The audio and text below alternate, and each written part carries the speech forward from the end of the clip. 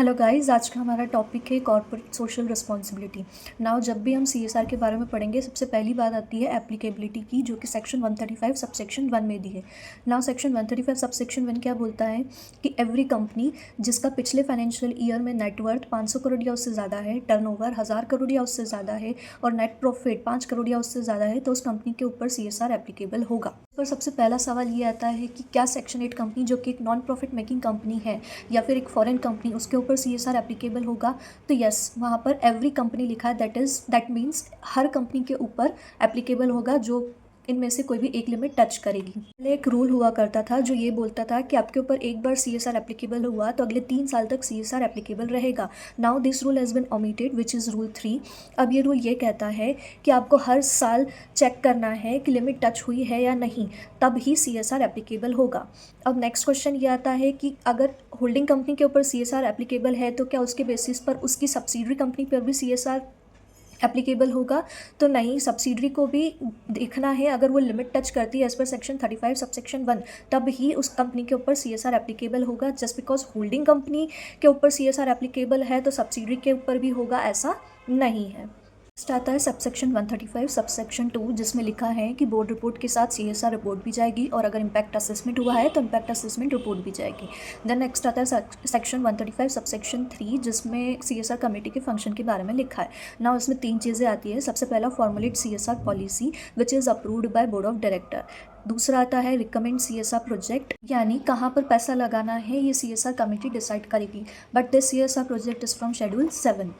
Third and last आता है monitoring and evaluation, यानी जो हमने डिसाइड किया है वो काम हो रहा है या नहीं, ये चेक करने की रिस्पॉन्सिबिलिटी सीएसआर कमेटी की है। Apart from that CSR committee एक काम और करती है, that is makes an annual action plan. CSR policy board approve करेगा, ये कहाँ लिखा है? तो ये लिखा है सेक्शन 135 सबसेक्शन 4 में।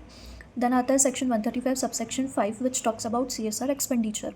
अब इसमें ये लिखा है कि कोई भी कंपनी जिस कंपनी की लिमिट टच हो जाती है एज पर सेक्शन 135 सबसेक्शन 1, उस कंपनी को अपने पिछले 3 फाइनेंशियल ईयर के एवरेज नेट प्रॉफिट का 2% जो है कंट्रीब्यूशन करना रहेगा as a CSR expenditure. Now अब ये सवाल आता है कि अगर कंपनी ने पिछले 3 सालों में से किसी एक साल में प्रॉफिट कमाया ही नहीं, लॉस है, तो उस केस में क्या होगा? तो उस केस में हम लॉस को कंसीडर नहीं करेंगे, यानी कि जो प्रॉफिट है उसमें से लॉस को माइनस करके उसका एवरेज निकालेंगे। नेक्स्ट आता है व्हाट इफ़ कंपनी इनकॉर्पोरेट हुए ही 2 साल हुए हैं, तो उस केस में हम 2 साल का एवरेज लेंगे। अब कंट्रीब्यूशन किस एरिया में कर सकते हैं? तो इट प्रेफर्ड लोकल एरिया।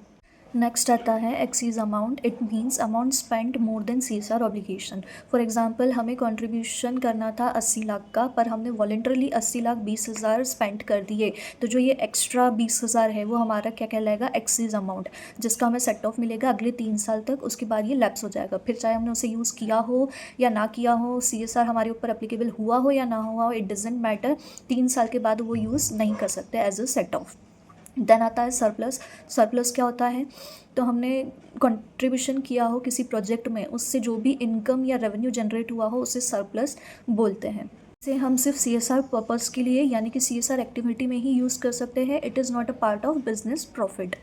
फिर बात आती है अनस्पेंट अमाउंट की, यानी कि जितना हमें अमाउंट स्पेंड करना था उतना हमने नहीं किया। तो सबसे पहली बात आएगी कि हमें इसका डिस्क्लोजर देना पड़ेगा और साथ में क्यों स्पेंड नहीं किया इसका रीज़न भी हमको बोर्ड रिपोर्ट में डिस्क्लोज करना पड़ेगा, जो कि मैंडेटरी है। फिर इसका ट्रीटमेंट क्या होगा? तो डिपेंड करेगा कि ऑनगोइंग प्रोजेक्ट यानी कि मल्टी ईयर प्रोजेक्ट है या नहीं। अगर not a multi year project है, इसका मतलब क्या? तो इसका मतलब ऐसा प्रोजेक्ट जो 1 साल से ज़्यादा का नहीं है, और मल्टी ईयर प्रोजेक्ट का मतलब 1 साल से ज़्यादा but not more than 3 year, जिसमें ईयर ऑफ कमेंसमेंट यानी जिस ईयर हमने प्रोजेक्ट स्टार्ट किया वो इंक्लूड नहीं होगा। अब अगर अनस्पेंट अमाउंट है in case of ongoing project, तो उस केस में हमें एक अनस्पेंट सीएसआर अकाउंट ओपन करना पड़ेगा। इवन अगर हर साल अनस्पेंट सीएसआर अकाउंट रह रहा है तो हर साल एक सेपरेट सीएसआर अकाउंट ओपन होगा। उसके बाद जो भी अनस्पेंट अमाउंट है उसे हम ट्रांसफ़र कर देंगे अनस्पेंट सीएसआर अकाउंट में with in 30 days from the end of financial year. उसके बाद इस अमाउंट को, जो कि अनस्पेंट सीएसआर अकाउंट में दिया है, उसे हम यूटिलाइज कर सकते हैं अगले 3 सालों तक for CSR project. After 3 years अगर स्टिल कोई अनस्पेंट अमाउंट रह जाता है तो उसे हम ट्रांसफ़र कर देंगे फंड्स में, जो कि शेड्यूल 7 में दिए हैं। कितने टाइम में? तो within 30 days from the end of financial year. अगर मल्टी ईयर प्रोजेक्ट नहीं है तो उस केस में अनस्पेंट CSR अकाउंट ओपन करना मैंडेटरी नहीं है। उस केस में हम अमाउंट डायरेक्टली ट्रांसफ़र कर सकते हैं फंड्स में, जो कि शेड्यूल 7 में दिए गए हैं। कितने टाइम तक? तो within 6 months from the end of financial year. उसके बाद अगर हम चाहते हैं कि not a multi year project को हम मल्टी ईयर प्रोजेक्ट में कन्वर्ट कर दें तो कर सकते हैं, तो यस कर सकते हैं, but after passing a board resolution. Next आता है सेक्शन 135 सबसेक्शन 7, जो बात करता है पेनल्टी की। कब? जब अगर हम as per section 135 subsection 5 and 6 के हिसाब से CSR एक्सपेंडिचर नहीं करते हैं। अब कितनी पेनल्टी लगेगी? तो कंपनी के केस में 1 करोड़ और ट्वाइस द अमाउंट, और अगर ऑफिसर्स इन डिफ़ॉल्ट है तो उस केस में 2 लाख और 1/10 ऑफ द अमाउंट।